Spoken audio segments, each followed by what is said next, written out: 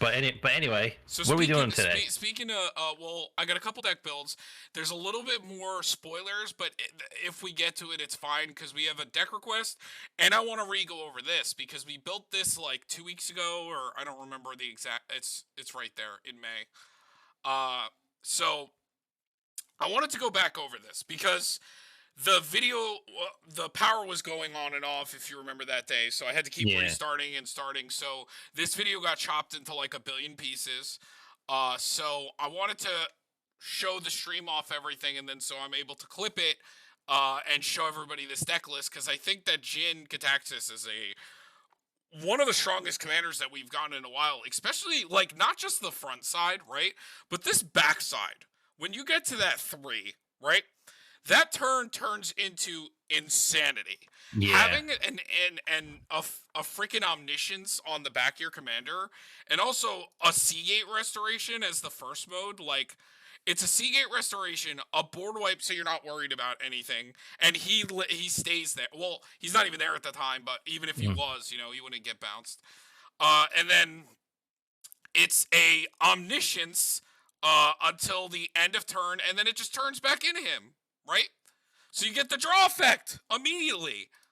It's ridiculous. It's so ridiculous.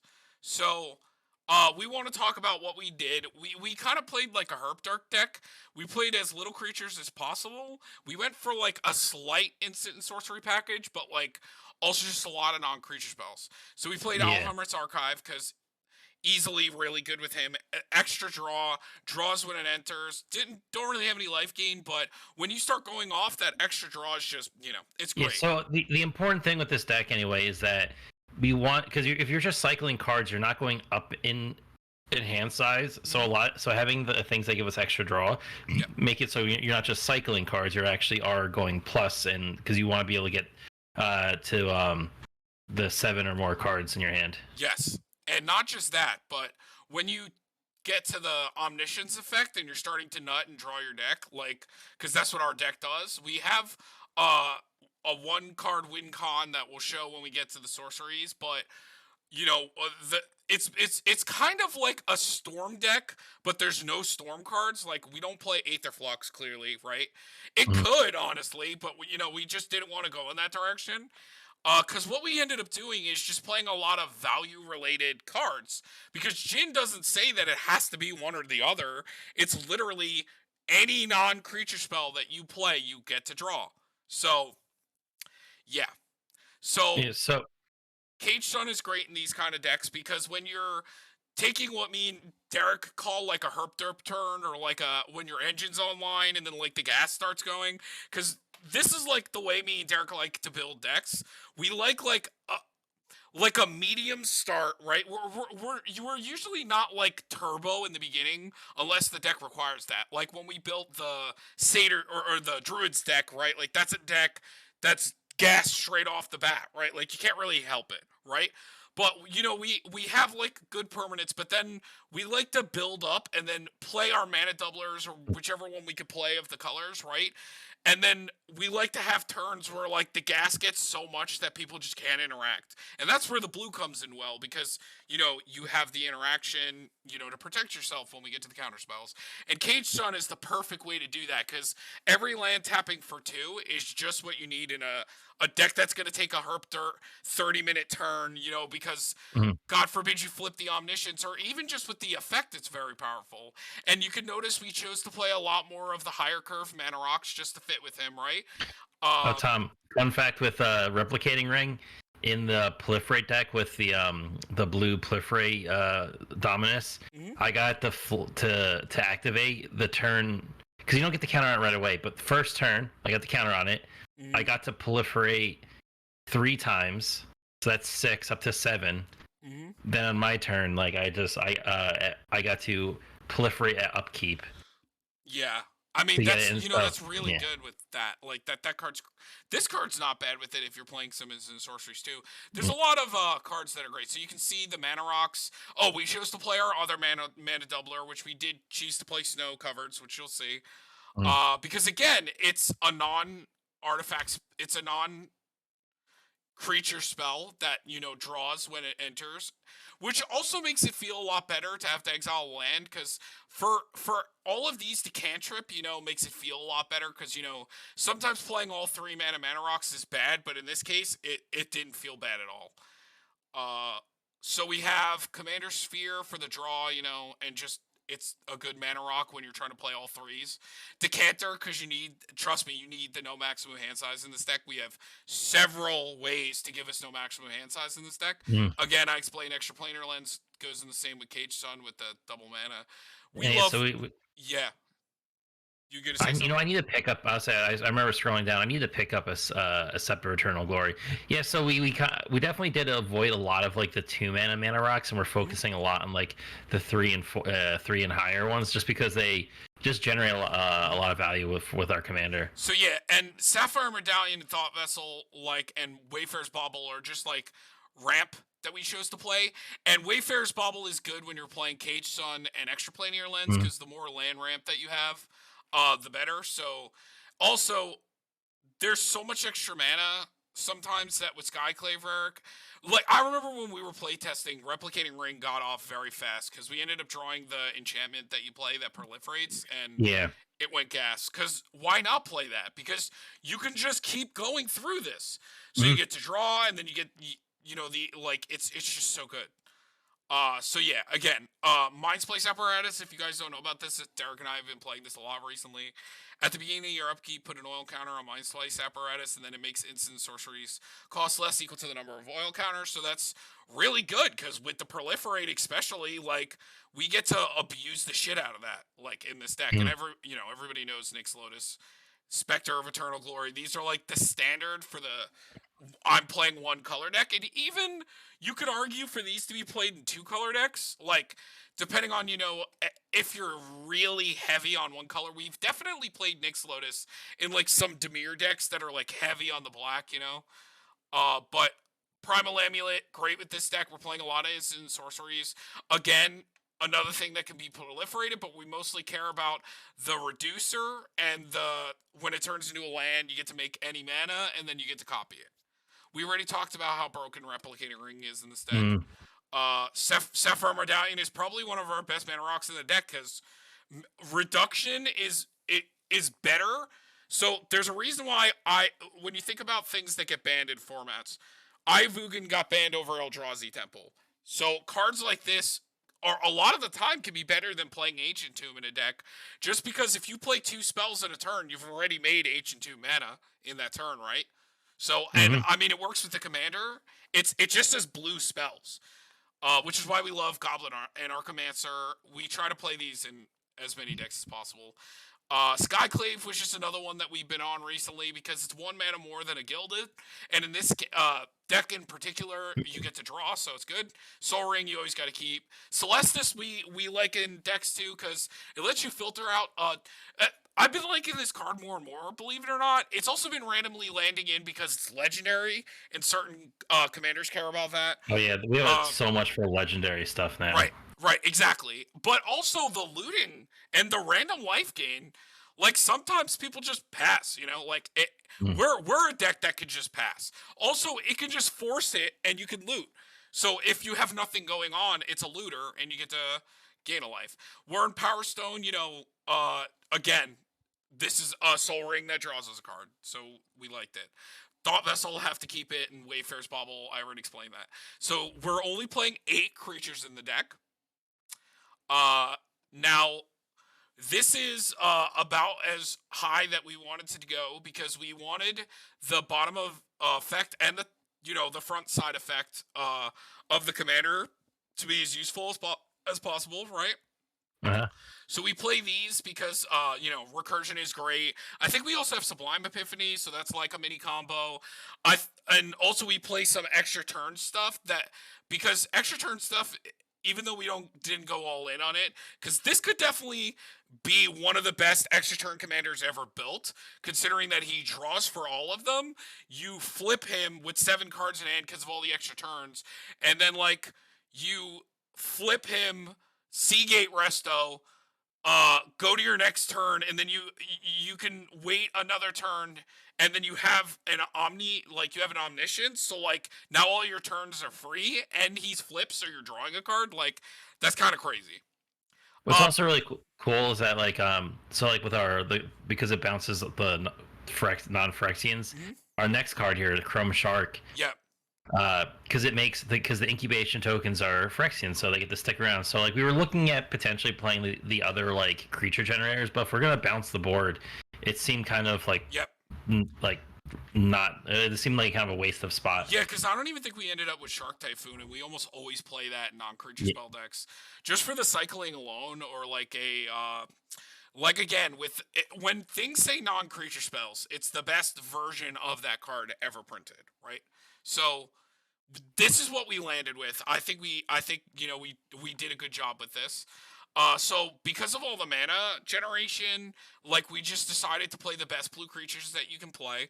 And also since we play the extra drawers, like this can get really out of hand, like Archmage Meritus. So now if you have Archmage out, now you're drawing 2 cards for every instant. You're gonna see how many instant sorceries we have in the deck. It's enough. And Derek explained again, Archaeomancer Mnemonic will do a lot in this deck. yep. And Uh, because again, you're getting to bounce them, and if you have mhm. the turn where you're like you've done the omniscience and you have the kind of Yes, comboing out, you get yes, to play them back down for free, and yeah. there you And go. Consecrated Sphinx is just like if so when we're making these decks and we want to make them as good as possible and there's no budget, right? If you're thinking as a control player, right? Consecrated Sphinx is like the perfect card for control player decks because the fact that you're drawing on everyone's turn means that you literally cannot possibly run out of gas. And we play so much interaction that like this is the perfect card that feeds into that. Also, I believe that the other Jin is a perfect card that fits into it as well. Because whenever you cast an artifact, instant, or sorcery spell, for them it counters it the first time that they do it. So it's like pseudo protection for us, as well as which is good because like we have some like really broken spells in this deck. Especially our easiest win con, which we'll explain when we get down to it. But the top part is it copies artifact in sorcery spells uh, on each player's turn. So, I mean, this says when you copy. I believe that's the only thing that we're playing that says that. I don't think we've played any of the other Magecraft stuff, but uh, Hmm. it's good enough. Like, just double. Hey, Sean Rover, what's up? Yeah, what's going on? We're so we are going to be building this, but for now, because I explained earlier that I was having power Yeah, problems at my house. Yeah. So we Derek and I built Gitaxias like on in May, and the footage got so cut up from my computer constantly cutting off that we're going back over our deck list because I really loved how our deck played out. Like this is a quintessential deck that either me or Derek would play. Like sit there for the first couple turns, ramp, do nothing, and then just like shit out your entire deck in a turn. Like this is the kind of deck that me and Derek like. Like and I honestly think that Mono Blue has gotten so much. So we're up to this stuff. Jinga Tax is getting to copy things on everyone's. What kind of funny decks? But yeah, so Jinga Taxis is really good. Again, I said interacting, right? Now, if I play a counterspell, it's doubled, and I'm targeting the same thing twice, right? Or any of our artifacts, as long as they're not legendary, we get a second copy of it. So, like, Or sometimes we just draw a bazillion cards, and so then we have right, to be careful not to mill ourselves. exactly. And then this one, oh, Labman's for our win because we want to play the two. I believe we play Jace too. We want to play the ones that win when we deck ourselves because we can accidentally draw too many cards. So it's good to have the ones that say when you draw. We can't really play Thorgal. Joda the Unifier, Sheoldred the Apocalypse, Queen Kalia stacks, funny stuff like that. Oh, didn't we do Joda the Unifier, right? We did her a while ago, right? That's But the Cascade one, right? yeah, that was like a She's legendary cascade thing. Yeah, she's our most watched video on YouTube. She has like 600 something views or something. I don't know where she ended up. It's been a while. It's been a while since we made them. Yeah, it's probably on the next page.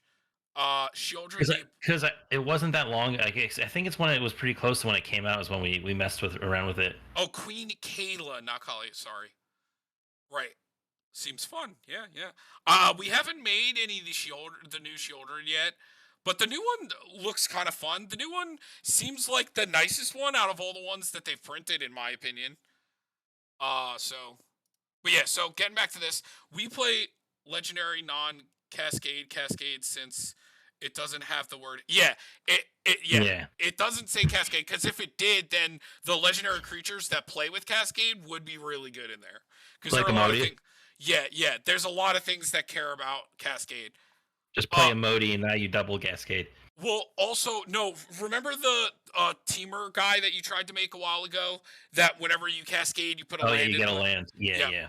that guy would be nuts in there.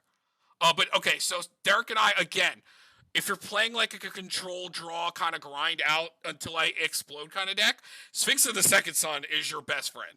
Getting to untap. So the problem with playing a control deck is that you don't get to untap. So when you don't play green or any of the other colors, this is literally the only one that lets you do it other than playing an extra turn spell, right? So both of those are good options for it. Me and Dirk have been starting to like just throw a 5 mana extra turn spell in just to have that option, And it gets really good when you have both of these. Like, it's kind of crazy when you just start chaining together like extra turn spells. We don't have to tell you. Extra turn spells has been a deck since the dawn of Commander, right? Hmm. Uh, and this just fits right into that. An extra beginning phase, like the draw, the untapping, like it's perfect. It's everything you need. So let's get to the enchantments, right? So originally we were actually playing omniscience. I think it's better without the word since stuff like Valky can flip. You are right. You are right about that. Yes, you're And 100% sometimes right. like God of the Tree. Yeah, yeah. Getting to flip Valky Planeswalker seems fun as hell. Yeah, yeah, yeah. Temple's a fair car. I've heard. Yeah, ask the other formats that get Cascade changed. Oh yeah, and Prismatic Bridge. Yeah, Oops. that's true. You can do the backup Prismatic Bridge. That's funny. No, it's definitely Hmm. better. Yeah, you're right. You Okay, know, so originally we were playing Omniscience in this deck, but after like we play tested it twice. After that, we're like, the commander does it so well that like we felt no reason to play it in the deck anymore, right? Because like the mhm. commander, it's so like this is way better, right? Because like you don't need a backup of doing it again when the commander does it. Like it just felt unnecessary. And getting 7 cards in your hand in this deck is a joke. So obviously we talked about this already. The enchantment that proliferates things really good in this deck, right? Uh, so we already explained it. Does a lot of stuff in this deck. So Jason Sanctum, we play in a lot of our instant sorcery tribal decks, so it makes instant sorceries cost less, and then when you cast a sorcery spell, scry one. So we even went away. If you guys noticed, we didn't even end up playing stuff like Brawl because we just wanted to play all the non-creature spells that get to draw. So this is a win more.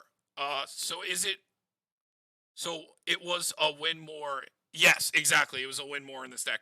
Like we drew it, and we're just like, there's no reason because we're almost always seeing an Execrable Tide or like a way to cycle through our commander or like one extra turn spell, which like usually gets our commander there because like we were drawing like so many extra cards, like.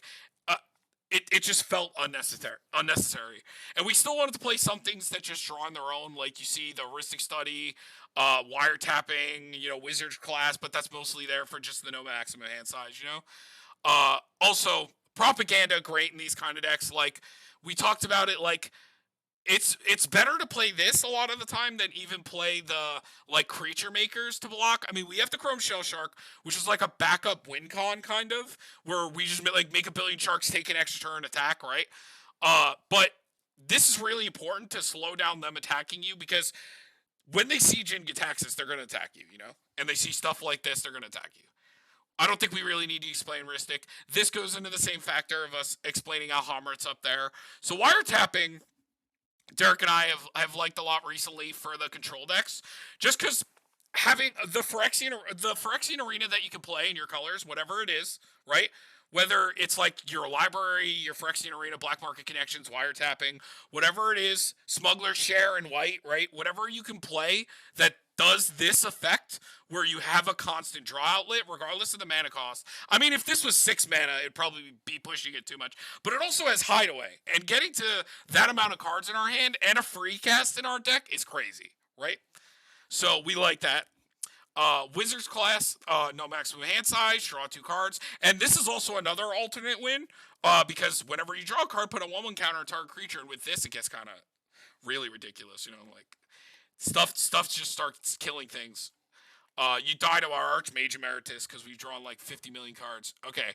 And again, So, just throw it at max hand size because having a full hand is pretty important. Yeah, you need the no maximum hand size. So here comes you can see we're playing 21 instants.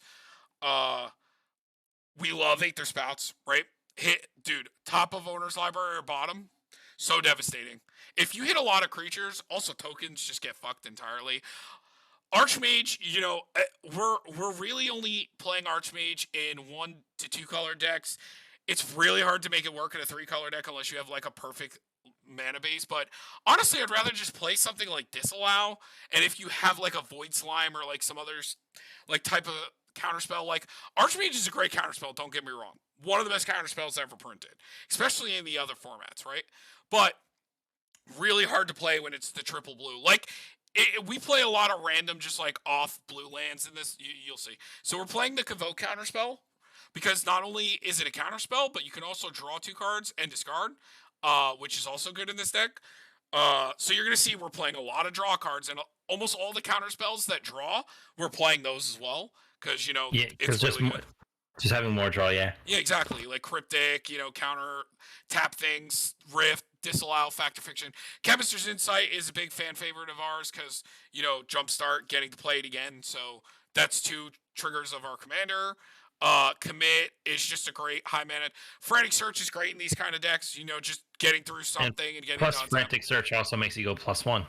Exactly, it does, yes. Especially if you have a mana reducer and any of our things that make our land staff for more, it gets out of fucking hand. Mana Drain, now that it's a $30 counterspell, we've been playing this in anything that doesn't have a budget, Meeting of the Minds, new draw 2 with Convoke. Huge fan. Mystic Confluence, old favorite, draws cards, counterspell, bounce things. Nexus of Fate, one of our extra turns. I don't think we ended up playing like too many. It might be 2 or 3. I don't remember. It wasn't so many that like we would see it all the time. Well, you picked this one just because its ability to basically not make limitless so we don't deck ourselves. Yes, this is also another win con. If we deck ourselves, and we want to take infinite turns, it can just keep going back in. Summary Dismissal, exile spells, and counter all abilities. Great counterspell. Sublime Epiphany, huge favorite over this. Probably one of my favorite counterspells ever printed. Salinity Vision, one of our favorite lands. You also get to draw this time. It's really good. We're playing this many instant sorceries. Oh, also, Blue Sun, just like generic draw, pull from tomorrow. Unwind because you get to draw, and untapping lands is nice. Sora lands. Castle Vantress, getting Scry is great. We've been playing this a lot too, because there's so many problem lands in the format between Field, Guy's Cradle, Nykthos, that we're playing right here. Like, there's a ton of problem lands. Glacial Chasm is another big one because landfall's kind of popular. So we decided we've been playing this in a lot of decks that are maybe like 1 to 2 colors. Like throw it in there because it's sort of like a ramp for us, and then or like a filter, I guess. And then we're popping their worst thing, and it's not worded poorly like Field was, where everybody gets a land. It's just you two. So. Buried Ruin, because you saw our artifacts, they're important. Myriad Landscape for ramp, because again, I explained that land ramp is important in this deck because we play like Cage Sun and, Mystic Sanctuary. I mean, when you're playing 24 islands, this card's great. Terrain Generator, because we're playing so many islands. Scrying Sheets, because we're playing snow covereds and we have plenty of snow covereds to play. Reliquary Tower, because again, Derek explained that the no maximum hand size is like the most important that it's ever been in this deck. Nykthos, because monocolored. War Room, because another colorless way to draw. This is great in any colorless decks. Here's our other win con, right? The Jace, you know. Mordenkainen, because it's 6 mana and just constantly just keeps drawing. This one is crazy, right? So this Teferi, it has an ability to put a loyalty counter on it every time you draw, which is nuts. It has a 0 to draw, and then it can make creatures that get counters on them with vigilance, you know? Like, that's really good. That's like an alternate win con in the deck. And this, with the -2, power and toughness equal to twice the number of cards in your hand. You also forgot the other part of that Teferi. It's like it's a Cyclonic Rift. Oh yeah, it's a Cyclonic Rift, yes. And then this is a funny one. Exchange your hand and library, then shuffle. You get an emblem with you have no maximum hand size. That was the card that let me win. I was playing that proliferate deck. I'm sitting there minding my own business. I'm not doing anything, and I go, okay, I'm gonna play Mordenkainen. I'm gonna proliferate him. I have my 9 the 9 copies or the 9 versions of that. That's the replicating ring, and then I played the thing that doubles all the counters and all your planeswalkers. Oh, Deep Skullgate? Yeah, and then I ultimated him, and I had 2 cards in my hand. See, we can ultimate them a lot because also notice that we're not really playing. I think we only ended up playing 1 tutor, right? Which will solve the equation. We're a little light on tutors. I mean, it makes it a little bit more fair. It's like a hindrance, but like, you know, with the hindrance, we got to put in more gas and more board wipes, you know. You saw Rift up there. And again, with an Exorbital Tide, like, we can easily emblem these easily. And draw 7 cards, like exchange your hand, like all the emblems are very good on these walkers, and the minus, like all the pluses, and like all really really good. So here's our 1 card win con that we talked about. We decided to play Enter the Infinite because the deck storms off. It doesn't really need anything else. Yes, he ended up playing 3. Time Warp, Manipulation. Now the Manipulation's only 17. They're the exact same price. Deep Analysis, you know, another draw with Flashback. Love this card. So that's 2 triggers of our commander. So that's draw 6 cards for 6 mana. That's pretty good. And also, that's not including if we have any of the things that make them cost less, you know. Also, this is only 2 when you do it again. So it could be almost nothing if you have a reducer. But yeah, if you guys don't know what Enter the Infinite is, you draw your entire library, put 1 card back. You have no maximum hand size until the end of your next turn. So this is the easiest way to just... Especially if, like, we don't have a lot of gas going, right? This is the 1 card that we can just top deck. Because, again, you saw how many mana doublers, mana ramp, things that make instant sorceries cost less that we have in the deck. This spell's going to be very easy to cast, right? Very easy to cast. And then it's a 1 card, the game ends. So... River's Rebuke, this is another one of me and Derek's favorites. Play your one-sided board wipes, even if there are only 1 player. There's always going to be a problem player at the table. And also, we do play, you know, ways to recur. River's Rebuke, we play like 3 ways to do it. So, you know, Seagate, this should be in every blue deck if you can afford to play it. For the most part, there are some decks that don't need it. And here's our 1 tutor, like we explained. Our 1 solve the equation. 2 board wipes, and then this is great, right? This spell's great in here. So it draws 2 for 3. So it's a divination that we get to proliferate our commander or planeswalkers or whatever we need to do. And then this is the stuff that we chose against, like I said, Omniscience, Imprison. Like, see, we played a lot of the token makers. We even had Psychosis Crawler, but then we realized that, like, we just do better than Psychosis Crawler, you know? Like, we just draw our whole deck. Like, we don't even need it. Like, this got cut, this extra drawer, that extra turn. Like, we just didn't need any of this, you know? Because our commander just, like, does a large majority of the work. Like, you would not believe how ridiculous this backside gets. Like, oh my goodness. All right, so that's our gin and juice, right?